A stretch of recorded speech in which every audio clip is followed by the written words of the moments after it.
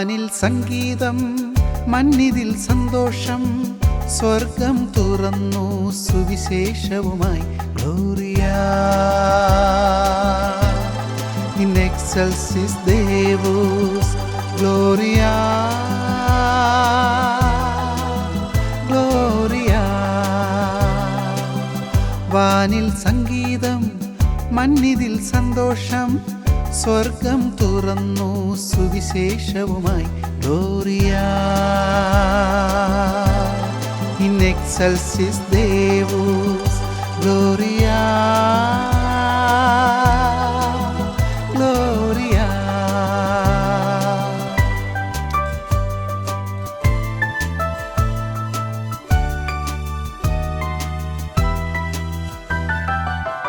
സർവചരാചരവും സകല ജനാവലിയും മോക്ഷം പുൽകുവാൻ നാഥൻ വന്നിതാ. ബന്ധിതരാം ജനം, പീഡിതരായവർ, പാപികളേവരും ശാന്തി നുകർന്നിടും നവ്യ സന്ദേശമിതാ തന്നു രക്ഷകനായി.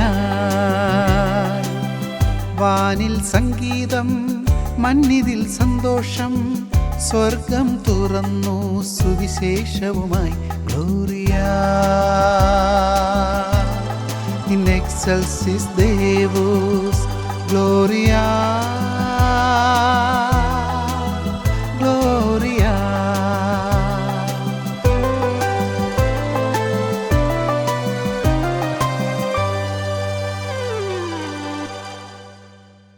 നമസ്കാരം. ഒരു ഇൻ്റർവ്യൂവിന് ശേഷം വീണ്ടും ഒരു ചാറ്റ് വിത്ത് സ്റ്റാർ. ഒരു ക്രിസ്മസ്, വീണ്ടും ഒരു ക്രിസ്മസ്. തീർച്ചയായും ഒരുപാട് ഓർമ്മകൾ. വളരെയധികം സന്തോഷം. ഈ ഒരു ക്രിസ്മസിലെ ഒരു ഭാഗവാക്കായി ഞാനിവിടെ ഇരിപ്പാൻ ഇടയാക്കിയ സർവശക്തനും അതിനെ എന്നെ ക്ഷണിച്ച ഹാർവസ്റ്റ് ചാനലിനും ടിവിയുടെ നന്ദി പറയുകയാണ്. ഇതൊരു ഇൻ്റർവ്യൂ അല്ല, ജസ്റ്റ് ചാറ്റാണ്. കുഴപ്പമില്ല. തീർച്ചയായും നമ്മൾ ക്രിസ്മസ് എപ്പോഴും ഒരുപാട് ഓർമ്മകളാണ്. പലർക്കും പല രീതിയിലുള്ള ഓർമ്മകളായിരിക്കും. നിങ്ങളൊരു മ്യൂസീഷ്യനാണ്, പ്രത്യേകിച്ച് ഒരു ആർട്ടിസ്റ്റിനെ സംബന്ധിച്ചിടത്തോളം അവരുടെ ഓർമ്മകൾ വ്യത്യസ്തമായിരിക്കും. പലതരത്തിലാണ് പലരും ക്രിസ്മസ് ആഘോഷങ്ങൾ. ഒരു വ്യക്തിപരമായിട്ട് അനൂപ് ക്രിസ്മസ് എന്ന് പറയുമ്പോൾ എന്താണ്? എനിക്ക് എന്നെ സംബന്ധിച്ചിടത്തോളം എല്ലാവരുമായിട്ടും സ്നേഹത്തിൽ, എപ്പോഴും സമ്പർക്കത്തിൽ ഇരിക്കുക. ഞാൻ ആരുമായിട്ടും എൻ്റെ സർക്കിളിൽ വരുന്ന എല്ലാവരോടത്തും എപ്പോഴും സ്നേഹമായിട്ട് സന്തോഷമായിട്ട് ഇരിക്കാൻ ശ്രമിക്കുന്ന ഒരാളാണ്. ശത്രുക്കളില്ല എനിക്ക്. അപ്പോൾ നമ്മളും അങ്ങനെ തന്നെ എപ്പോഴും ആയിരിക്കുക. ശരിക്കും ബന്ധങ്ങൾക്ക് വാല്യൂ കൊടുക്കുക. നമുക്ക് ശത്രുക്കൾ ഇല്ലാണ്ടിരിക്കില്ല, എങ്കിലും നമുക്ക് നമ്മളതെല്ലാം പറഞ്ഞ് തീർക്കാവുന്നിടത്തോളം തീർത്ത് നമ്മൾ ബന്ധങ്ങൾക്ക് വാല്യൂ കൊടുക്കുന്നത് കൊണ്ടാണ് ശത്രുക്കളില്ലാത്തത്. അതെ അതെ, തീർച്ചയായും. അപ്പോൾ നമ്മൾ സ്വാർത്ഥരായിട്ട് മാറാതെ നമ്മളെ ഒരു കരുതൽ നമ്മളെ ജീവികളോട്, കൂടെ ഉള്ളവരോടത്തും, നമ്മുടെ ബന്ധുക്കളായാലും വീട്ടിലായാലും അങ്ങനെയുള്ളൊരു തീർച്ചയായും അത് നമ്മുടെ ക്രിസ്മസിനെ മികവുറ്റതാക്കും കൂടുതൽ. കർത്താവിന്റെ ആ ഒരു സ്നേഹം നമുക്ക് പങ്കുവയ്ക്കാൻ കിട്ടുന്ന ഒരു അവസരമാണത്. അതെ അതെ, തീർച്ചയായും. എല്ലാവരും പ്രത്യേകം ഇതൊരു സീസണാണ്. നമുക്കൊരു പ്രത്യേകിച്ച് മിനിസ്ട്രിയിലാണെങ്കിലും മൊത്തത്തിലൊരു ഈ ഒരു സീസൺ സുവിശേഷം അറിയിക്കാനും അല്ലാതെയും ഒരു മ്യൂസിക്കൽ മിനിസ്ട്രിയിലുള്ളവർക്കും ഇതൊരു സീസണാണ്. ലോകം മുഴുവനും സെലിബ്രേറ്റ് ചെയ്യുന്ന ഒരു ക്രിസ്മസ്. അപ്പം അനുഭവത്തിനെയൊക്കെ സംബന്ധിച്ചിടത്തോളം പാട്ടുകളുടെ ഒരു ലോകത്താണ്. അപ്പം പ്രത്യേകിച്ച് നിങ്ങളുടെ ഓർമ്മകൾ എന്ന് പറയുമ്പം പല പാട്ടുകളോടുള്ള ഒരു പ്രത്യേകമായിട്ടൊരു സ്നേഹം, പാടി സന്തോഷിക്കുകയാണ്. അത് ദൈവം തന്നൊരു വലിയൊരു ഗിഫ്റ്റാണ്. അത് ക്രിസ്മസിന് മാത്രമല്ല, ദൈവം തന്നൊരു വലിയൊരു മൾട്ടി ടാലന്റഡ് ആയിട്ട് ദൈവം നിങ്ങളെ സൃഷ്ടിച്ചിരിക്കുന്നു എന്നുള്ളത് വലിയൊരു കാര്യം തന്നെയാണ്. അപ്പോഴും നമുക്കൊരു പ്രത്യേകത ഇഷ്ടമുള്ള സോങ്സ് കാണുമല്ലോ, ഒരു പ്രത്യേക കളക്ഷൻസ്, പ്രത്യേകിച്ച് കുറേ ഓർമ്മകളൊക്കെയുള്ള. അത് നമ്മൾ പ്രേക്ഷകർക്ക് എന്തായാലും അത് കേൾക്കണം. എങ്കിലും അതേതായിരിക്കും? എടുത്തു പറയാൻ വേണ്ടിയിട്ടാണെന്നുണ്ടെങ്കിൽ എനിക്ക് ഉള്ളില് എന്നെ മ്യൂസിക് ആണല്ലോ എൻ്റെ ഒരു കമ്മ്യൂണിക്കേഷൻ ഉപാധി. അപ്പോൾ അങ്ങനെ കുറേ സോങ്ങുകൾ ഞാൻ എൻ്റെ കൊച്ചു കാലഘട്ടങ്ങൾ കേട്ട് വളർന്ന കുറേ പാട്ടുകൾ തന്നെയാണ്. എനിക്കിപ്പോഴത്തെ പാട്ടുകളെക്കാരും കുറച്ചുകൂടി അറ്റാച്ച്മെൻറ്റും അത് എന്തുകൊണ്ടോ അങ്ങനെ ആ കുഞ്ഞുകാലം കേട്ട് മനസ്സിൽ കയറിയ അതിൻ്റെ ലിറിക്സും അതിൻ്റെ ട്യൂണും അത് തന്നെയാണ് എന്നിൽ ഏറ്റവും കൂടുതൽ ക്രിസ്മസിൻ്റെ സന്തോഷം കൊണ്ടുവരുന്നതും അനുഭവിക്കാനിടയാക്കുന്നതും. ഞാനും അത് അങ്ങനെ വേദി കിട്ടുമ്പോൾ അങ്ങനെയുള്ള സോങ്ങുകളാണ് സെലക്ട് ചെയ്ത് പാടാൻ എൻ്റെ ഇഷ്ടം. അങ്ങനെയാണെങ്കിൽ നമുക്കൊരു സോങ്ങിലേക്ക് പോകാം. തീർച്ചയായും. ഏതാ സെലക്ട് ചെയ്തത്? ഞാൻ എൻ്റെ കൊച്ചുനാളിലെ ഒരു ഓർമ്മയെ കുറിച്ച് വർണ്ണിക്കുന്ന ഒരു പാട്ട്. എന്തുകൊണ്ടാണ് ആ പാട്ടിനോട് ഇത്ര സ്നേഹം? അതിന് ഞാൻ ആ പാട്ടിന് ശേഷം ഞാൻ പറഞ്ഞാൽ പോരെ? തീർച്ചയായിട്ടും.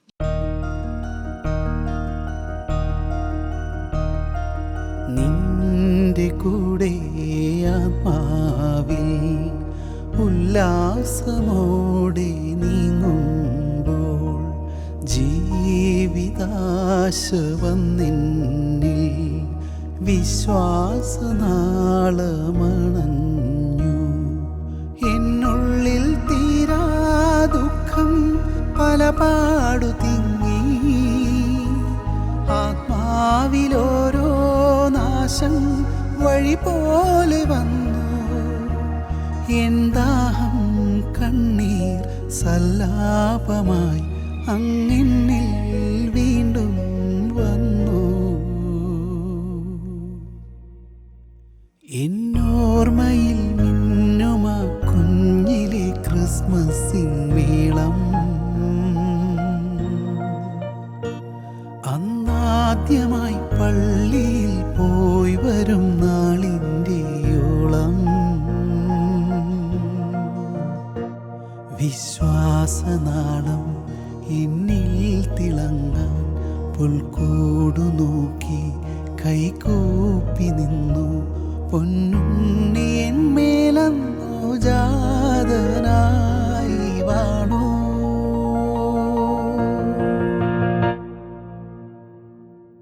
കുട്ടിക്കാല ക്രിസ്മസ് ഓർമ്മകളിലേക്കൊന്ന് പോയി വന്നാലോ? ഏകദേശം ഈ പാട്ട് നമ്മളെ അവിടം വരെ ഒന്ന് എത്തിച്ചു. എങ്കിലും അനുപതിനെ സംബന്ധിച്ചിടത്തോളം വളരെ ചെറുപ്പം മുതലേ പാട്ട് കൈമുതലായിട്ടുണ്ട്. അപ്പോൾ ആ കുട്ടിക്കാല ക്രിസ്മസും അന്നത്തെ ആ ഓർമ്മകളൊക്കെ ഒന്ന് പങ്കുവയ്ക്കാമോ? എൻ്റെ കുട്ടിക്കാലത്തെ ക്രിസ്മസ് ഓർമ്മകൾ എന്ന് പറഞ്ഞാൽ ശരിക്കും സന്തോഷത്തിൻ്റെ കൂടി തന്നെ ഒരു കോമഡിയും കൂടി മിക്സ് ചെയ്തെന്ന് പറയാം. ശരിക്കും എൻ്റെ ഒരു സ്റ്റാർട്ടപ്പ് എന്ന് പറയുന്നത് അന്ന് വളരെ കുഞ്ഞുനാളിൽ പപ്പയാണ് എന്നെ ശരിക്കും കൊണ്ട് ഇങ്ങനെ മ്യൂസിക്കിലോട്ട് എൻ്റെ പ്രചോദനം എന്നിങ്ങനെ കൊണ്ട് ഇങ്ങനെ സപ്പോർട്ട് ചെയ്ത് കൂടെ കൊണ്ട് നടക്കുന്നതും. ഇപ്പോൾ മത്സരങ്ങളായിരുന്നാലും ഞാൻ മുമ്പ് പറഞ്ഞിട്ടുള്ള പോലെ കലോത്സവ വേദികളെല്ലാം എന്നെ ഇങ്ങനെ പൊക്കിക്കൊണ്ട് നടക്കുന്ന പപ്പയാണ്. പപ്പയ്ക്ക് ഭയങ്കര വലിയ ആഗ്രഹം. പപ്പയെന്ന് മരിച്ചിട്ട് 6 വർഷം കഴിഞ്ഞു. പപ്പയുടെ അന്ന് എനിക്ക് കീബോർഡ് വാങ്ങി തരാനുള്ള അത്രയും വലിയ സാമ്പത്തികമായ നിലയിലൊന്നും ഇല്ല. അമ്മയ്ക്ക് ജോലി ഉണ്ടെങ്കിൽ തന്നെയും 4 മക്കൾ അങ്ങനെയുള്ളൊരു അവസ്ഥയിൽ കഴിഞ്ഞു പോകുന്ന, അഡ്ജസ്റ്റ് ചെയ്ത് പോകുന്ന ഒരു സാധാരണ കുടുംബമാണ്. അപ്പോൾ ഒരു ഹാർമോണിയമാണ് എനിക്ക് ചേട്ടന് വേണ്ടിയിട്ട് വാങ്ങിച്ചൊരു ഹാർമോണിയമാണ് എനിക്ക് അവിടെ വീട്ടിലുള്ളത്. അപ്പോൾ അത് ആരും കാണാതെയൊക്കെയാണ് ഞാൻ അതിലാണ് ഞാൻ പഠിച്ചത്. അപ്പോൾ എനിക്ക് അങ്ങനെ ഒരു കല അതിലുണ്ടെന്ന് മനസ്സിലാക്കിയിട്ട് തന്നെ പലയിടത്ത് ചെറിയ പ്രോഗ്രാമുകൾക്കൊക്കെ പപ്പ തന്നെ ഇങ്ങനെ പൊക്കെ കൊണ്ടുപോകും. അങ്ങനെ ആയിരിക്കുമ്പോഴാണ് അവിടുത്തെ ഒരു ക്രിസ്മസ് ദിവസം വന്നിട്ട് കരോളാണ് ഞങ്ങളുടെ ക്രിസ്മസ് ആഘോഷം.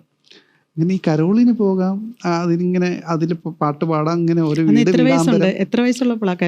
എനിക്ക് തോന്നുന്നൊരു 5 വയസ്സ് 5ാം ക്ലാസ്സിൽ പഠിക്കുന്ന ഭയങ്കര ഇൻട്രസ്റ്റിംഗ് ആ ഒരു കരോൾ ഇങ്ങനെ വരാൻ വേണ്ടിയിട്ട് കാത്തിരിക്കും. അത് ശരിക്കും ഓരോ വീടാന്തരം ഇങ്ങനെ രാത്രിക്ക് ഒരു 10 മണി മുതൽ ഒരു 2 മണി വരെയൊക്കെ ആയിരിക്കും. ഞങ്ങൾ ഒരു 9 മണിയാകുമ്പോഴേ എൻ്റെ കണ്ണടഞ്ഞു തുടങ്ങുന്ന സമയങ്ങളാണ് അത്. അന്ന് അത്ര ഈ വയസ്സല്ലേ ഉള്ളൂ. അപ്പോൾ എന്നെ ഇങ്ങനെ ഒരു സൈക്കിളോ ചിലപ്പോൾ ആരെങ്കിലുമൊക്കെ തോളിലായിരിക്കും ചുമന്നുകൊണ്ട് പോകുന്നത്. ഇങ്ങനെ ഓരോ വീടാന്തരം കരോളിന് ഹാർമോണിയം വായിക്കാൻ കൊണ്ടുപോകും. അതാണ് എൻ്റെ ഓർമ്മ. എനിക്ക് ക്രിസ്മസ് എന്ന് ചിന്തിക്കുമ്പോഴേ എനിക്ക് ഏറ്റവും എൻ്റെ മധുരമുള്ള ഓർമ്മ അത് തന്നെയാണ്. എന്തെന്നറിയില്ല, എനിക്കത് ഇപ്പോഴും ആലോചിക്കുമ്പോൾ എനിക്കത് ഒരു സന്തോഷവും ഒരു ആവേശവുമാണ്. ഉറങ്ങിക്കിടക്കുന്ന കുഞ്ഞിനെ എടുത്തുകൊണ്ട് ഇവര് ആദ്യത്തെ 1-2 വീടുകളൊക്കെ ഞാൻ ഭയങ്കര ആക്റ്റീവായിരിക്കും. പിന്നെ ഒരു 10 മണി കഴിയുമ്പോൾ നമ്മളെ ഉറക്കത്തിലോട്ട് വീഴുകയാണല്ലോ. അപ്പോൾ ഈ കൊണ്ടുപോകുന്ന സമയത്തൊക്കെ പിന്നെ ഞാൻ അറിയുന്നില്ല, ആരോ എന്നെ എടുത്തോണ്ട് പോകുന്നു. ഇങ്ങനെ ഞാൻ പറന്നു പോകുന്നു. അടുത്തൊരു സ്ഥലത്തെത്തുമ്പോൾ ഹാർമോണിയത്തിന്റെ ഫ്രണ്ടിൽ കൊണ്ടിരുത്തും. പാട്ട് തുടങ്ങുമ്പോൾ ഉടനെ എണീറ്റിട്ട് നമ്മൾ അന്നേരം എക്സ്പേർട്ടാണ് കൊച്ചിലെ. അത് അതിനോടുള്ള ഒരു അധിനിവേശം എന്താ പറയാ. അപ്പൊ അതാണ് ഞങ്ങൾ ശരിക്കും എൻ്റെ ഓർമ്മയിലുള്ള ഏറ്റവും വലിയ ക്രിസ്മസ് ആഘോഷങ്ങളും. പിന്നെ അവിടെ ഇപ്പോൾ ഓരോ വീടുകളിൽ പോകുമ്പോഴും അവിടെ നിന്ന് ഇത് കഴിഞ്ഞിട്ട് ഫുഡ് ഉണ്ടാവും, ചെറിയ സ്നാക്സ് ഉണ്ടാവും, ഇതൊക്കെ കഴിക്കുക. അതൊക്കെ ആ ഒരു ദിവസങ്ങൾ ഭയങ്കര ഒരിക്കലും മറക്കാനാവാത്ത ഓർമ്മകളാണ് എൻ്റെ. പ്രത്യേകിച്ച് അപ്പ ഉണ്ടായിരുന്നപ്പോൾ അതൊരു വലിയ ഓർമ്മയാണ്. തീർച്ചയായും ഒത്തിരി അതിലേക്ക് വേണ്ടിയിട്ട് സപ്പോർട്ട് ചെയ്തിട്ടുണ്ട്. ഇപ്പം ഈ ഒരു സ്റ്റെപ്പായി ദൈവം ഇത്രത്തോളം എത്തിച്ചു. അപ്പൊ അപ്പയുടെ ആ ഒരു ആഗ്രഹം സഫലമായി എന്നുള്ളൊരു തീർച്ചയായും എവിടുന്നാണ് ഈ കരിയറിന്റെ ഒരു ടേണിംഗ് പോയിന്റ് സ്റ്റാർട്ട് ചെയ്തതെന്ന് വെച്ചാൽ നമ്മൾ വേറെ ഒന്നും ആകണ്ട, എനിക്കൊരു മ്യൂസിഷ്യൻ ആയാൽ മതി, പ്രത്യേകിച്ച് ഇങ്ങനെ ഒരു ആർട്ടിസ്റ്റായി വരിക, എനിക്ക് ഇതിൽ തന്നെ എനിക്ക് നിൽക്കണം എന്ന്. തീർച്ചയായിട്ടും പാരൻസിന്റെ സപ്പോർട്ട് ഉണ്ടായിരുന്നു. എപ്പോഴാണ് ഈ ഒരു മാറ്റം അതിൽ തന്നെ കണ്ടിന്യൂ ചെയ്യാൻ തീരുമാനിച്ചേ? ശരിക്കും എൻ്റെ പഠിത്തം കാണുമ്പോൾ തന്നെ മനസ്സിലാവും അതിൽ നിന്നുള്ള വലിയൊരു ഇൻട്രസ്റ്റ് അല്ല അവനുള്ളതെന്ന്. ഈ SSLC എക്സാം നടക്കുന്ന സമയത്തെല്ലാം ഞാനിങ്ങനെ കലോത്സവവേദികളിലും പ്രോഗ്രാമുകൾ എഴുതി. എനിക്ക് ആ സമയത്തെല്ലാം കണ്ടിന്യൂസ് പ്രോഗ്രാമാണ്. അപ്പൊ അതും വലിയ നല്ല പ്രോഗ്രാമുകൾ. പാരന്റ്സ് ഉപദേശിക്കുന്നില്ല നീ പഠിക്കണം? ഉപദേശിക്കുന്നുണ്ട്, ഇവിടെ കൂടി കേട്ട് ഇവിടെ കൂടി പോകുന്നുണ്ട്. പഠിക്കാനാണ് പഠിച്ചു ജയിക്കുക എന്നുള്ളതല്ലാണ്ട് അതല്ല എൻ്റെ ഒരു വഴി എന്നുള്ളത്. ശരിക്കും എനിക്കിപ്പോൾ ആ സമയത്ത് ഒത്തിരി പ്രോഗ്രാംസുകൾ വരുന്നുണ്ട്, അതിൽ നിന്ന് ഇൻകം കിട്ടുന്നുണ്ട്. അപ്പോൾ പാരൻസ് എൻ്റെ അതും കൂടി ആയപ്പോൾ പിന്നെ വീട്ടുകാർക്ക് തോന്നി എൻ്റെ ഒരു വഴി അതാണ്. അവരും കൂടി ആ ഏരിയയിൽ പിന്നെ ഒരു കീബോർഡ് വാങ്ങിച്ചു തരികയും എന്നെ സപ്പോർട്ട് ചെയ്യുകയും കൂടി ചെയ്തപ്പോൾ ഓട്ടോമാറ്റിക്കലി ഞാൻ അന്ന് എത്ര ഏജ് ഉണ്ട്? ഏകദേശം ഒരു 15 വയസ്സ്, 10ാം ക്ലാസ്സൊക്കെ ആയി തുടങ്ങിയപ്പോഴേ ഞാൻ നല്ല ആക്റ്റീവായിട്ട് ഫീൽഡിൽ പ്രോഗ്രാമുകൾക്കൊക്കെ പോയി തുടങ്ങി. കരിയറിൽ 15 വയസ്സ് മുതൽ ഇന്നോളം എന്താണ് ഇത്രയും ഇമ്പ്രൂവ് ചെയ്ത് ദൈവത്തിന്റെ കൃപയാണ് തീർച്ചയായിട്ടും. എങ്കിലും നിങ്ങൾ കരിയറിൽ ഒരു വലിയൊരു ഇൻവെസ്റ്റ്മെന്റ് നടത്തിയിട്ടുണ്ട്. എന്തുകൊണ്ടാണ് ഇത്രയും ഒരു ഇമ്പ്രൂവ്മെന്റ് വരുത്താൻ സാധിച്ചത്? ആദ്യ കാലഘട്ടങ്ങളിൽ തന്നെ എൻ്റെ വീട്ടിലെ എല്ലാവരും രക്ഷിക്കപ്പെട്ട്, പ്രത്യേകിച്ച് അമ്മ അവിടെ ഒരു ചർച്ച് കുടുംബം എന്ന് പറയാം. അപ്പോൾ അതുകൊണ്ട് തന്നെ എല്ലാവരും ക്രിസ്ത്യൻ അങ്ങനെ ഡിവോഷണൽ പരമായിട്ടുള്ള പ്രോഗ്രാമിന് ഞാൻ പോയാൽ മതി എന്നുള്ള ഒരു നിബന്ധന വെച്ച് അങ്ങനെയുള്ള പ്രോഗ്രാമുകൾ മാത്രമേ, അതായത് കൺവെൻഷനുകൾ അങ്ങനെയുള്ള ഡിവോഷണൽ പ്രോഗ്രാമുകൾക്ക് മാത്രമേ എന്നെ വിടത്തുള്ളായിരുന്നു. അപ്പോൾ ഒത്തിരി പ്രോഗ്രാമുകൾ ഞാൻ അങ്ങനെ പോയി ആ ഒരു ദൈവത്തിന് വേണ്ടി മാത്രം. അമ്മയുടെ ആഗ്രഹം അതായിരുന്നു. അങ്ങനെ ഒത്തിരി ഞാൻ ദൈവത്തിന് വേണ്ടിയിട്ട് തന്നെ വർക്ക് ചെയ്തിട്ടുണ്ടെന്ന് പറയാം. ആ ഒരു കാലഘട്ടം വരെ ഞാൻ അതിൽ തന്നെ അങ്ങനെ ഡിവോഷൻ മാത്രമായിട്ടായിരുന്നു. പിന്നീടാണ് സെക്യുലർ പ്രോഗ്രാമുകൾക്ക് പോകാൻ തുടങ്ങിയത്. പിന്നെ ദൈവത്തിനേക്ക് വേണ്ടിയിട്ട് അന്ന് അങ്ങനെ അത്രയും കുറെ വർക്ക് ചെയ്തുകൊണ്ടാവാം ദൈവം എന്നെ പടിപ്പടിയായിട്ട് ഉയർത്തി ഇന്നിപ്പോ എന്തെങ്കിലും ആയിട്ടുണ്ടെങ്കിൽ പഠിക്കാനൊരു തീർച്ചയായും അത് ഞാൻ എപ്പോഴും എൻ്റെ വർക്കുകൾ കാണുമ്പോൾ അറിയാം, ഞാൻ എന്തെങ്കിലുമൊക്കെ പരീക്ഷിക്കാൻ, എന്തെങ്കിലും എക്സ്പെരിമെന്റ് ചെയ്യാനാണ് ശ്രമിക്കാറ്. എപ്പോഴും ഒരേ നിലയിൽ ഗ്രാഫ് ഇങ്ങനെ മുന്നോട്ട് പോവാതെ ഗ്രാഫിനെ എങ്ങനെ എന്തെങ്കിലും ഒരു വേരിയേഷൻസ് വരുത്താം എന്നുള്ളതിന് വേണ്ടി ഞാൻ ട്രൈ ചെയ്യാറുണ്ട്. കിട്ടുന്ന ഫീഡ്ബാക്കുകളിൽ നിന്നും പഠിക്കാൻ ശ്രമിക്കുന്നുണ്ടല്ലോ. തീർച്ചയായും പരാജയങ്ങളിൽ നിന്നും അത് ശരിക്കും നമ്മുടെ പരാജയങ്ങളിൽ നിന്നും മാത്രമല്ല നമ്മുടെ വിജയങ്ങളിൽ നിന്നും നമുക്ക് പഠിക്കാനുണ്ട്. നമ്മൾ നമ്മൾ എന്ത് ചെയ്തിട്ടാണ് ആ വിജയം നേടിയത്, അല്ലെങ്കിൽ പരാജയം എന്തുകൊണ്ട് സംഭവിച്ചു, ആ തെറ്റുകളിൽ നിന്ന് നമുക്ക് ശരികൾ പഠിച്ച് അങ്ങനെയുള്ള ഒരു ശ്രമം നമ്മൾ നടത്തുമ്പോഴാണല്ലോ നമുക്കൊരു മുന്നേറ്റം. അല്ലാതെ തകർച്ചയിൽ താഴ്ന്നു പോകുന്നവരുണ്ട്. എനിക്ക് എൻ്റെ അനുഭവം കൊണ്ട് എനിക്ക് അവരോടും പറയാനുള്ളത്, നമ്മളതിൽ നിന്ന് എന്താണെന്ന് പഠിച്ച് നമ്മളത് മുന്നോട്ട് തന്നെ തളരാതെ മുന്നേറുക എന്നുള്ളതാണ്. ഒരു നല്ലൊരു ടൈം ബ്രദർ ഇതിനു വേണ്ടി ഇൻവെസ്റ്റ് ചെയ്തിട്ടുണ്ട്. നമ്മൾ പിന്നെ ആക്ച്വലി നമ്മുടെ ഹാർഡ് വർക്ക് ഇതിൻ്റെ ഒരു ഇമ്പോർട്ടൻ്റ് ഘടകമാണ്. നമ്മൾ എന്ത് ചെയ്യുന്നതിനും പൂർണ്ണമായിട്ട് ഒരു ഡെഡിക്കേഷൻ അതിനോട്ട്, എന്ത് ജോലി അതുപോലെ സ്നേഹിക്കുന്നുണ്ട്. തീർച്ചയായും. ഇപ്പൊ നമ്മള് ബിബ്ലിക്കൽ ഇതിൽ പറഞ്ഞ ദൈവം കഴിഞ്ഞാൽ എനിക്ക് പിന്നെ മ്യൂസിക് എന്ന് തന്നെ പറയാം. അത്രയും സമയം അതിനുവേണ്ടി സ്പെൻഡ് ചെയ്യുന്നു.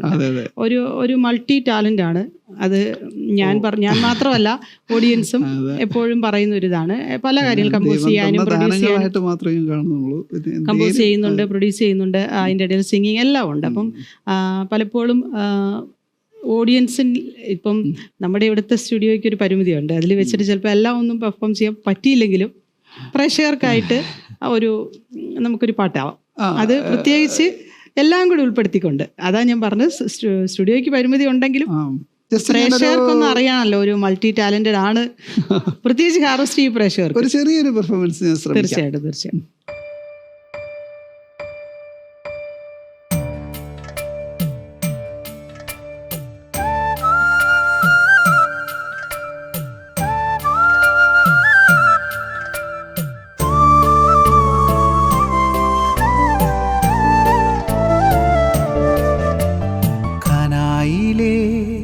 കല്യാണ നാളിൽ കൽഭരണിയിലെ വെള്ളം മുന്തിരിനീരായി, കാനായിലെ കല്യാണ നാളിൽ കൽഭരണിയിലെ വെള്ളം മുന്തിരിനീരായി, വിസ്മയത്തിൽ മുഴുകി ലോകരെന്ന് വിസ്മൃതിയിൽ തുടരും ലോകമിന്ന് മഹിമ കാട്ടി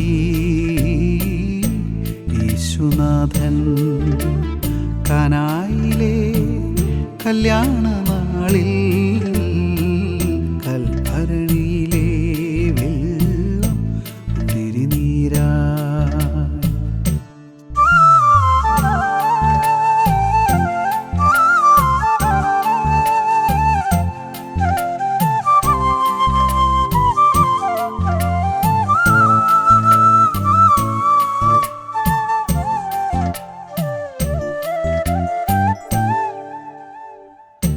കാലികൾ മേയും പുൽത്തൊഴുത്തിൽ മർത്യനായി ജന്മമേകീശൻ,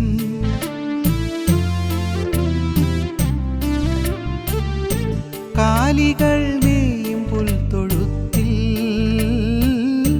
മർത്യനായി ജന്മമേകീശൻ, മെഴുതിരി നാളം പോലെയെന്നും വെളിച്ചമേകി ജഗത്തിനെന്നും, മെഴുതിരി നാളം പോലെയെന്നും വെളിച്ചമേകി ജഗത്തിനെന്നും.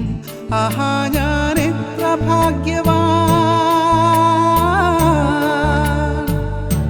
ആഹാ ഞാൻ എത്ര ഭാഗ്യവാൻ, യേശു എൻ ജീവനേ.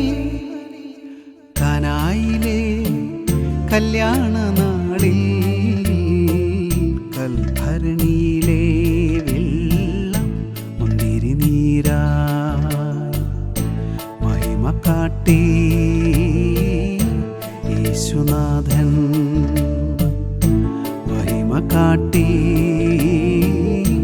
യേശുനാഥൻ. ഇത്രയും മൾട്ടി ടാലൻ്റ് ആണെന്നുള്ളത് ഞാൻ നേരത്തെ പറഞ്ഞു. മാത്രമല്ല നല്ലൊരു പ്രഷറുള്ള ഒരു ഇൻഡസ്ട്രിയാണ്. നിങ്ങൾക്ക് ഒരു പ്രോഗ്രാം കഴിഞ്ഞ് അടുത്തൊരു പ്രോഗ്രാം, പ്രത്യേകിച്ച് ഇന്ത്യക്ക് വെളിയിലൊക്കെ ആകുമ്പം നല്ലൊരു പ്രഷറും സ്ട്രെസ്സും ഉണ്ട്. അനുപ്രദനെ പോലെ ഒരാൾ നന്നായിട്ട് അതിനുവേണ്ടി ടൈം മാറ്റി വയ്ക്കുന്നുണ്ടെന്നുള്ളത് ഉറപ്പാണ്. എങ്ങനെയാണ് ഈ സ്ട്രെസ്സും പ്രഷറും എല്ലാം മാനേജ് ചെയ്യുന്നത്? ശരിക്കും ഒരു ആൻസർ പറയുകയാണെങ്കിൽ നമ്മുടെ കയ്യിലിരിപ്പ് പോലെയാണ് അത് അനുഭവിക്കുക വരിക.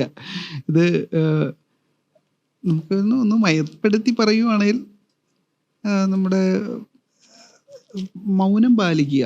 എന്തെങ്കിലും ഒരു ഇഷ്യൂസോ എന്തെങ്കിലും നമുക്ക് എന്തെങ്കിലും ഒരു വരാം. നമ്മുടെ അങ്ങനെ ഒരു ഫീൽഡാണ്, എല്ലാ മേഖലയിലും ഉണ്ടല്ലോ. അപ്പോൾ അങ്ങനെ വരുമ്പോൾ നമ്മൾ മൗനം വിദ്വാനുഭൂഷണം എന്നുള്ള ഒരു മെത്തേഡ് ഞാൻ പിടിക്കാറുണ്ട്. അത് ചില സമയത്ത് നമുക്കത് നല്ലതായിട്ട് വളരെ ഞാൻ ചില സന്ദർഭങ്ങളിൽ നമ്മൾ റെസ്പോണ്ട് ഏത് സന്ദർഭങ്ങളിൽ ചെയ്യണ്ടെന്നത് ഒരു തീരുമാനിക്കാനുള്ള ഒരു ബോധം, ഒരു വിവേകം നമുക്കുണ്ടായാൽ മതി.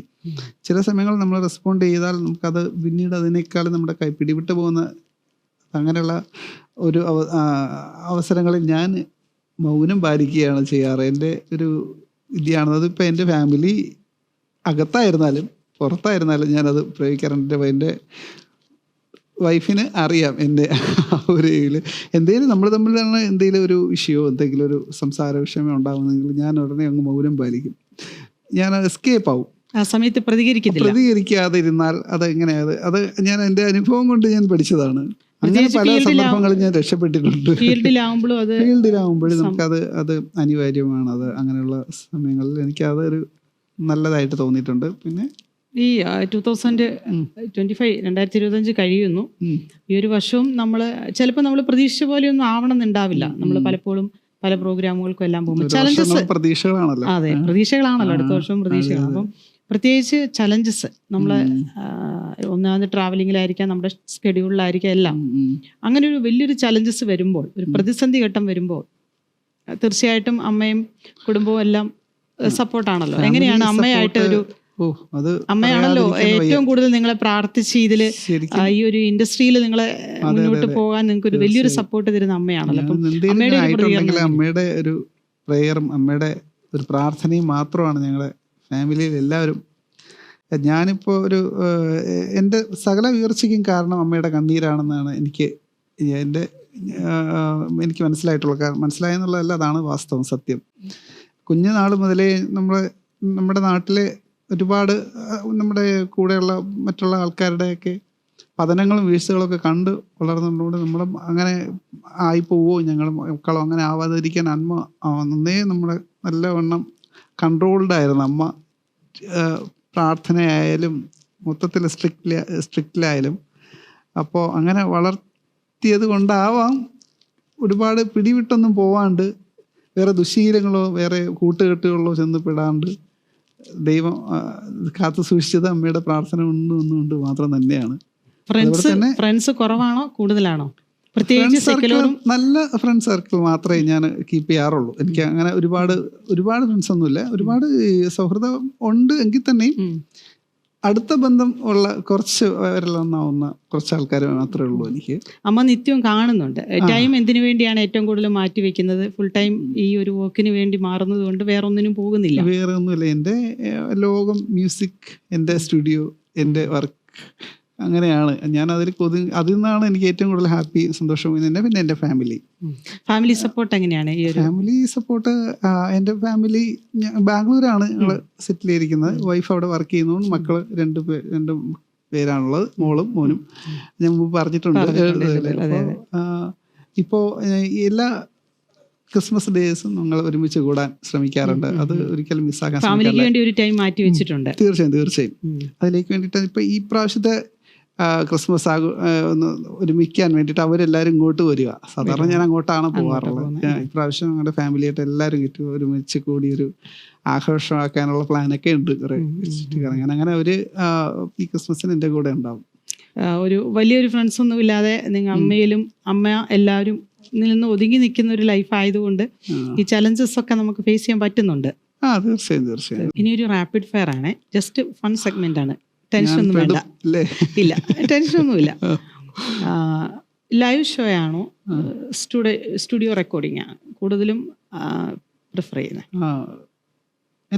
രണ്ടും രണ്ട് എക്സ്പീരിയൻസ് ആണ്. രണ്ട് ലെവൽ ഓഫ് മ്യൂസിക്കിന്റെ രണ്ട് തലങ്ങളാണ്. ഇപ്പോൾ റെക്കോർഡിംഗ് മീൻസ് ഇപ്പോൾ പറയുകയാണെങ്കിൽ നമ്മളൊരു സ്റ്റുഡിയോയിൽ നമ്മളൊരു 4 ചുവരുകൾക്കുള്ളിൽ ഇരുന്ന് നമ്മൾ ചെയ്യുന്ന ഒരു മ്യൂസിക്കിനെ ബിൽഡ് ചെയ്യുന്ന ഒരു പ്രോസസ്സിങ് ആണല്ലോ. അപ്പം അത് നമുക്ക് സമ്മർദ്ദങ്ങളില്ല. സമ്മർദ്ദങ്ങൾ ഉണ്ടാവാം, എന്നാലും ഒത്തിരി നമുക്ക് ടെൻഷൻസ് ഇല്ല. സ്വസ്ഥമായിട്ടിരുന്ന് ചെയ്യാം സമാധാനമായിട്ട്. നമ്മുടെ വിശാലമായ മൈതാനമുണ്ട്, നമുക്ക് സ്ഥലമുണ്ട്, ഏരിയ ഉണ്ട്. അപ്പോൾ പക്ഷേ നേരെ മറിച്ച് ലൈവ് എന്ന് പറയുന്നത് നമ്മൾ ഒരു തീക്കളിയാണ് ചെറുതായിട്ടും. അപ്പോൾ നമ്മൾ ഡയറക്റ്റ് ഓഡിയൻസുമായിട്ടുള്ള ഒരു ഇൻട്രാക്ഷനാണ് അവിടെ വരുന്നത്.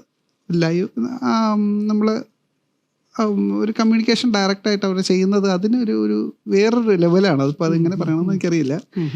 എന്നാലും രണ്ട് ടെൻഷനുണ്ട് എങ്കിലും അതാണ് കുറച്ചുകൂടി ഞങ്ങളിപ്പോൾ സ്റ്റുഡിയോയിൽ ഇരുന്ന് ഒരു പാട്ട് ഉണ്ടാക്കിയാലും അത് ലൈവിൽ കൂടി ആണത് കൂടുതൽ ഓഡിയൻസിന്റെ ഉള്ളിലോട്ട് ഇറങ്ങുക. അതിന് കുറച്ചുകൂടി പവറുണ്ട്. ആ ഒരു രണ്ടും വേണം.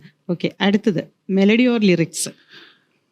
ഞാനൊരു മ്യൂസീഷ്യൻ ആയതുകൊണ്ട് ഞാൻ ആദ്യം മെലഡിയിൽ കൂടിയാവും എൻ്റെ യാത്ര ലിറിക്സിലോട്ട്. ശരിക്കും ലിറിക്സ് വളരെ ഇമ്പോർട്ടൻ്റ് ആണെങ്കിൽ തന്നെയും ഞാൻ അതിൻ്റെ ഒരു പാട്ട് കിട്ടിയാൽ ആദ്യം അതിൻ്റെ മെലഡിയിലോട്ട് ശ്രദ്ധിച്ചു പോകും അറിയാണ്ട്. അതിൻ്റെ അകത്ത് എന്തൊക്കെ കേൾക്കുന്നു, അതിൻ്റെ ഇടയിലുള്ള മ്യൂസിക്കുകൾ എന്തൊക്കെ അവർ ഉപയോഗിച്ചിരിക്കുന്നു, അതിൻ്റെ കൂടെ എൻ്റെ ലിറിക്സിലോട്ട് പോകുമ്പം മൊത്തത്തിൽ ആ പാട്ട് എൻ്റെ ഹൃദയത്തിലോട്ടങ്ങ് ലിറിക്സ് അടക്കം ഹൃദയസ്ഥവും. അങ്ങനെയാണ് പല പാട്ടുകളും ഞാൻ ബൈ ഹാർട്ട് എഴുതിയിട്ടുള്ളത്. അടുത്ത ക്വസ്റ്റ്യൻ ആണ്, മോർണിംഗ് പ്രാക്ടീസ് ആണോ? നിങ്ങൾക്ക് എല്ലാത്തിനും ഒരു പ്രാക്ടീസ് ഉണ്ടല്ലോ. മോർണിംഗ് ആണോ ലേറ്റ് നൈറ്റ് ആണോ ഇഷ്ടപ്പെടുന്നത്? എന്തുകൊണ്ടാണ് ലേറ്റ് നൈറ്റ് ഇഷ്ടപ്പെടാൻ കാരണം? അതിപ്പോ രാവിലെ എഴുന്നേക്കില്ല. ഞാൻ സുപ്രഭാതം കണ്ടിട്ടില്ലാത്തൊരു മനുഷ്യനാണ്. രാവിലെ ശരിക്കും പകലിരുന്ന് ചെയ്യണം, വർക്കൊക്കെ ചെയ്ത് തുടങ്ങണം എന്നുള്ള പല പ്രാവശ്യം തീരുമാനം എടുത്ത് മുതിർന്ന് അതിന് വേണ്ടിയിട്ട് ശ്രമിച്ചിട്ടുണ്ടെങ്കിലും ഇന്നേ വരെ നടന്നിട്ടില്ല. രാത്രി സമയം എന്നുള്ളത് എന്തോ ഒരു പീസ്ഫുൾ ഒരു സമയമായിട്ടാണ് എനിക്ക് തോന്നാറ്. കാരണം എനിക്ക് കൂടുതൽ ഐഡിയാസ് വരുന്നതും ഒന്ന് സ്വസ്ഥമായിട്ട് വേറെ ഫോൺ കോൾസ് ഇല്ല, വേറെ പ്രശ്നങ്ങൾ. ഈ പകൽ നേരെ മറിച്ച് ഒന്ന് ഇരുന്ന് ഒരു 8 ബാർ ചെയ്ത് കഴിയുമ്പോഴേക്കും 100 കോളും താഴെ അമ്മയുടെ വിളി, അല്ലെങ്കിൽ ഏതെങ്കിലും ഗസ്റ്റ് ഇങ്ങനെ വന്ന് ഫുൾ ഡിസ്റ്റർബൻസ്, ക്ലയൻസ് വരാം അങ്ങനെ. പക്ഷേ രാത്രി ഞാനത് എൻ്റെ എന്തുകൊണ്ട് അത്രയും വർഷങ്ങളായിട്ടുള്ള ഒരു ശീലമായതുകൊണ്ടും എനിക്ക് ആ സമയമാണ് ഏറ്റവും എൻ്റെ ഒരു വർക്ക് ചെയ്യാൻ ഏറ്റവും കൂടുതൽ എനിക്ക് കംഫർട്ടബിൾ ആയിട്ടുള്ള ടൈം.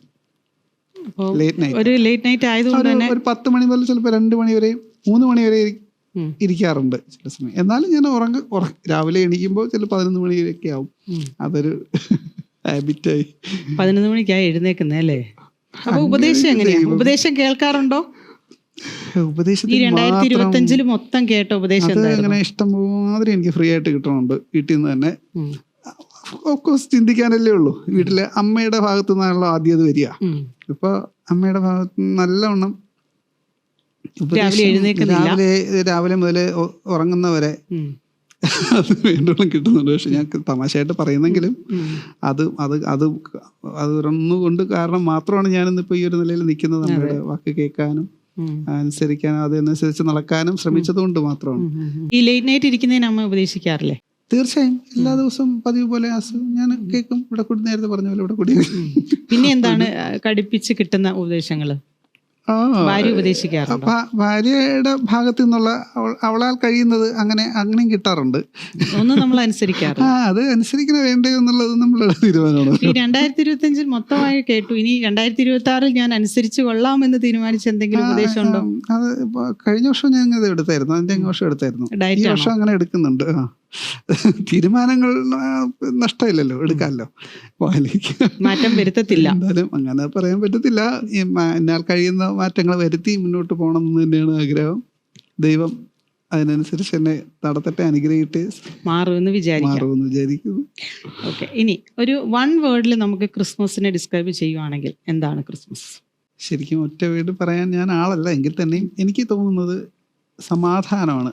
ദൈവം തന്റെ സമാധാനത്തിനെ സമാധാനമാണ് നമുക്ക് വേണ്ടത്. എല്ലാവർക്കും ഇല്ലാത്തതും നമുക്ക് ദൈവം തന്നതും അതാണ്. തീർച്ചയായും സമാധാനവും പ്രത്യാശ, സന്തോഷം, ഇപ്പോ നമുക്കൊരു ഹോപ്പ് നമുക്ക് ദൈവം തന്നത്, അത് എല്ലാം കൂടി ഒത്തുചേർന്ന ഒരു പാക്കേജാണ്. അതൊരു വലിയൊരു ഗിഫ്റ്റ് അല്ലേ? നമ്മളെ പോലെയുള്ളവർക്ക് നമുക്ക് ആശ്രയിക്കാൻ ഒരു ദൈവം ഉണ്ടെന്നും ആ ദൈവം നമ്മുടെ പിതാവാണെന്ന് പറയുന്നതും നമ്മുടെ ഏത് പ്രശ്നങ്ങളിലും പ്രതിസന്ധികളിലും ഉള്ളൊരു ആ വലിയൊരു ഹോപ്പാണല്ലോ ക്രിസ്തു നമുക്ക് വേണ്ടി ഉണ്ടെന്നുള്ളത്. അപ്പം ഒറ്റവടി പറഞ്ഞ പീസ് എന്നും പറയാം. തീർച്ചയായും പഴയകാല ക്രിസ്മസിൽ നമുക്കുണ്ടായിരുന്ന വലിയൊരു ഓർമ്മയാണ് ക്രിസ്മസ് കാർഡ്. കിട്ടിയിട്ടുണ്ടോ? ഒരുപാട് പേര് തന്നിട്ടുണ്ടോ? അതുകൊണ്ട് ഞാൻ ചോദിക്കുന്നില്ല. ഓക്കെ, അപ്പൊ ഇപ്പൊ നമുക്കൊരു ക്രിസ്മസ് കാർഡ് കുടുംബവഴക്കം ഉണ്ടാക്കണ്ട, ഇവിടുന്ന് പോണല്ലോ, വീട്ടിൽ ചെന്ന് എല്ലാരും കാണേണ്ടതല്ലേ. അപ്പം ക്രിസ്മസ് കാർഡ് അതൊരു എനിക്കൊക്കെ ഭയങ്കര ഇഷ്ടമുള്ള ഒരു സംഭവമായിരുന്നു. വരുന്നതും പോസ്റ്റ് വരുന്നതും ഒക്കെ നോക്കിയിരിക്കാം. എനിക്ക് അത്യാവശ്യം ക്രിസ്മസ് കാർഡൊക്കെ കിട്ടിയിട്ടുണ്ട്, പക്ഷെ ഇപ്പൊ ആരും തരുന്നില്ല. അപ്പം നമുക്ക് ഇപ്പോൾ ഒരു ക്രിസ്മസ് കാർഡ് തരണമെന്ന് ആഗ്രഹിച്ചാൽ കുറച്ച് ദൂരെ നിന്ന് ആര് തരണമെന്നാണ് ആഗ്രഹിക്കുന്നത്? എവിടെ നിന്നെന്ന് വെച്ചാൽ ഓഫ് കോഴ്സ് എനിക്ക് കണ്ണുടച്ചുകൊണ്ട് പറയാൻ പറ്റും, എൻ്റെ മക്കളുടെ എനിക്ക് ഞാനത് മിസ് ചെയ്യുന്നു. കാരണം ഞാൻ അവര് ബാംഗ്ലൂരാണ്, ഞാൻ ട്രിവാൻഡ്രത്താണെങ്കിലും ഞാനിങ്ങനെ റാൻഡമായിട്ട് ഇങ്ങനെ ഷട്ടിലടിക്കും പോലെ അവിടെ നിന്ന് എന്ത് കിട്ടിയാലും എനിക്കത് ഗിഫ്റ്റാണ്. പ്രത്യേകിച്ച് അതിങ്ങനെ നല്ലൊരു ഒക്കേഷനിലൊരു പിള്ളേർ കേൾക്കുന്നുണ്ടെങ്കിൽ കാർഡ് അയച്ചില്ലെങ്കിലും മിക്കവാറും വാട്സാപ്പിൽ അയച്ചാലും എനിക്കത് കാണാനും വായിക്കുമ്പോഴും സന്തോഷമാണ്. എന്റെ മക്കൾ ഇപ്പൊ എല്ലാം വാട്സാപ്പ് ഗ്രൂപ്പിൽ വരുന്നതാണ്, ഫാമിലി ചാറ്റായി. ആ കാർഡ് എനിക്ക് അങ്ങനെ കിട്ടിയാലും എനിക്കത് സന്തോഷമാണ്. അത് പോസ്റ്റൽ വഴി വന്നാലും അതൊരു ഭയങ്കര സന്തോഷമായിരിക്കും. നമുക്ക് പ്രതീക്ഷിക്കാം ചിലപ്പോൾ പിള്ളേർ അയച്ചാലോ ഇന്റർവ്യൂവിന് ശേഷം. പക്ഷെ അതൊരു ഭയങ്കര രസകരമായിരുന്നു. ഒരുപാട് കാർഡ് മേടിക്കുന്നു, നമ്മൾ എല്ലാവർക്കും എഴുതുന്നു, എല്ലാ കുടുംബക്കാർക്കും അയക്കുന്ന ഒരു സമയം. ഒരു പക്ഷേ എന്റെയും നിങ്ങളുടെയും ഒക്കെ പാരന്റ്സിന്റെ സമയത്ത് അവരത് ആത്മാർത്ഥമായിട്ട് ചെയ്തിട്ടുണ്ടാവും. ഇന്ന് പിന്നെ എല്ലാം ഡിജിറ്റൽ ആയതുകൊണ്ട് ഇമെയിൽ വഴി കൂടുതൽ കാർഡ് വാങ്ങിക്കണ്ട, പൈസ ചെലവാക്കണ്ട. നമ്മുടെ ഈ ഒരു പ്രത്യേകിച്ച് ഈ ചാറ്റ് വിത്ത് സ്റ്റാറില് പ്രേക്ഷകർക്ക് ഇനി നമുക്കൊരു പാട്ട് വേണം, ഒരു പ്രാർത്ഥനയായാലോ? എന്തും നമ്മൾ പ്രാർത്ഥനയായാണല്ലോ ദൈവത്തെ സമീപിക്കുക. അപ്പം കർത്താവ് തന്നെ നമ്മളെ പഠിപ്പിച്ച ഒരു പ്രാർത്ഥന വഴി നമുക്ക് അത് പാട്ടായിട്ട് തീർച്ചയായും ആയാലോ?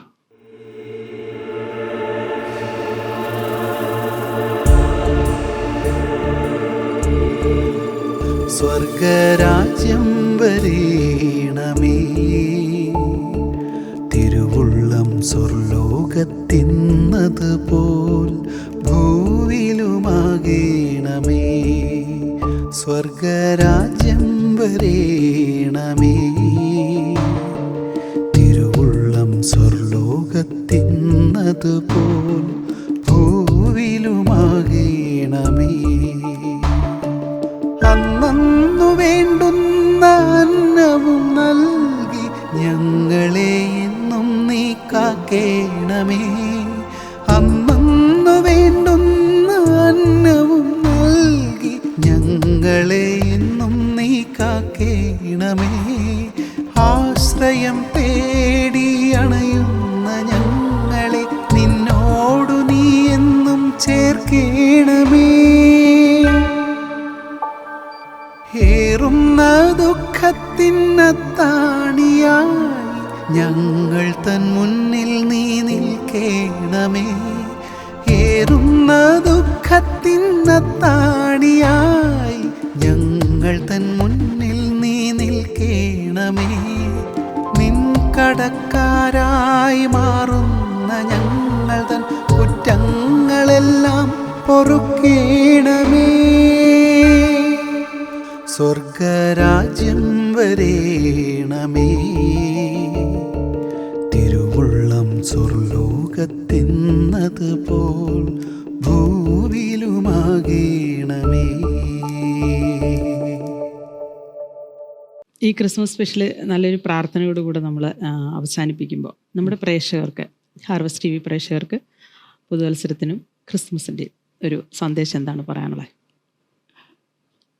തീർച്ചയായും നമ്മുടെ പുതിയ പുതിയ സ്വപ്നങ്ങളാണല്ലോ നമ്മുടെ മുന്നോട്ടുള്ള ജീവിതത്തിൻ്റെ പ്രതീക്ഷകളും സ്വപ്നങ്ങളാണല്ലോ. അപ്പം പുതുവർഷത്തിലും ഈ ക്രിസ്മസോടനുബന്ധിച്ചുള്ള പുതുവർഷത്തിലും നമുക്ക് അങ്ങനെയുള്ള പുത്തൻ പ്രതീക്ഷകളും സ്വപ്നങ്ങളും എല്ലാം എല്ലാവർക്കും സഫലമാകട്ടെ.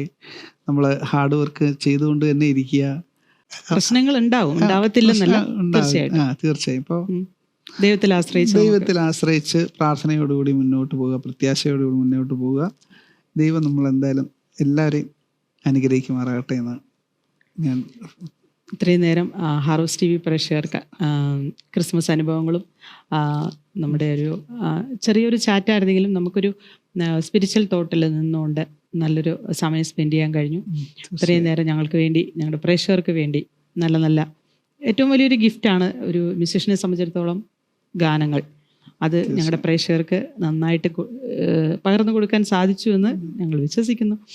നല്ലൊരു ക്രിസ്മസും പുതുവത്സരവും ഞങ്ങൾ ആശംസിക്കുന്നു. Thank you so much. എല്ലാവർക്കും എൻ്റെയും ഹൃദയം നിറഞ്ഞ happy Christmas, happy new year ആശംസകൾ.